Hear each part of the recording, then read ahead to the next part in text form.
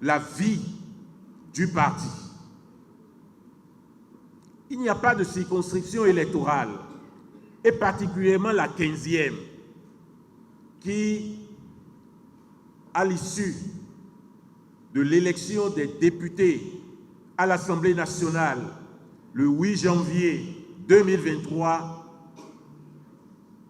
il n'y a pas de circonscription électorale et donc la 15e surtout, qui ne nous est recommandé de mettre en place le plus rapidement possible les instances à la base.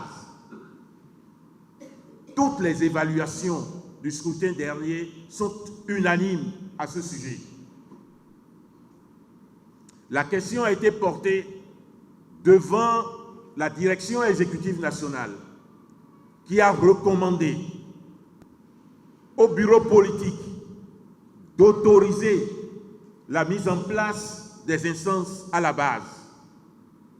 Le bureau politique a été saisi à plusieurs reprises et a, je dirais, ordonné la mise en place des instances à la base, notamment statutairement les cellules, les sous-sections, les sections, les ligues, les coordinations de circonscriptions électorales. Cette autorisation a été prise en compte par la haute direction politique de notre parti, qui a adressé à chaque responsable une double instruction. La première, qui est le préalable à l'installation des cellules, c'est de nous compter, de nous recenser, de savoir dans chaque quartier qui sont les membres de l'Union progressiste Le Renouveau. C'est œuvre difficile, par la période, en raison de la période que nous traversons. Au niveau de la 15e circonscription électorale, en dépit de tout ce qui pourrait nous diviser, le travail a été effectué.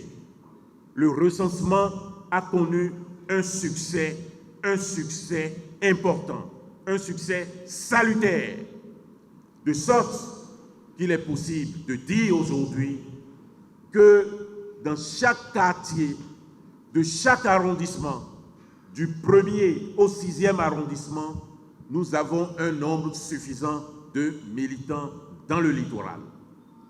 En cela, la haute direction politique de notre parti me charge de vous transmettre ces vives félicitations. Ensuite,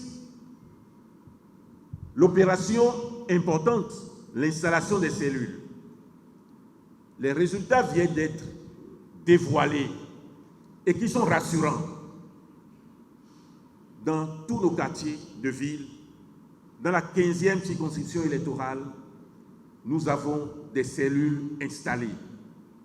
Et de ce point de vue, en dépit de toutes les difficultés, je voudrais particulièrement m'associer à la haute direction politique de notre parti pour vous transmettre et dire merci. Quand vous avez fait cela, vous-même et les militants, vous attendez, vous vous posez la question de savoir quelle sera la suite ou quelles seront les suites. La suite, elle est immédiate. La suite, c'est la mise en place des sous-sections. La suite, c'est la mise en place des sections.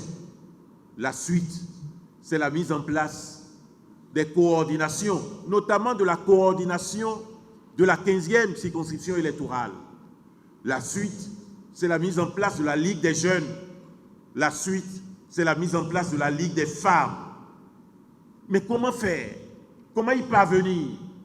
Il faut d'abord réunir la direction exécutive nationale pour évaluer et certainement approuver les résultats auxquels vous êtes parvenus dans le recensement et dans la mise en place des cellules. Nous avons, et vous le savez, nous avons déjà convoqué la réunion de la direction exécutive nationale. Elle se réunira bientôt. Et lorsque elle aura approuvé les résultats qui nous parviennent de toutes les circonscriptions électorales, elle va nous indiquer la meilleure stratégie pour mettre en place les sous-sections, les sections, les ligues, les coordinations. Et nous devons réussir poursuivre et achever cette opération avant la fin du premier semestre. Donc avant la fin du mois de juin, nous devrions avoir installé toutes les instances de 2024. Nous devrions avoir installé toutes les instances de notre parti. La suite aussi, c'est quoi? La suite, c'est le lien à renforcer entre nous, dirigeants, et le parti. Ce lien-là, c'est la fidélité. Ce lien, c'est la loyauté. Ce lien, c'est notre capacité de résistance. Un peu partout, nous nous sommes appesantis là-dessus. Nous le ferons et nous le faisons davantage dans la 15e circonscription électorale, qui est la terre de conclusion de cette tournée.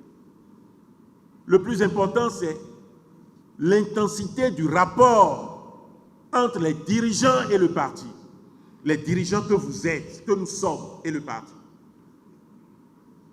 Le parti n'est pas grand parce qu'il a le plus grand nombre de députés.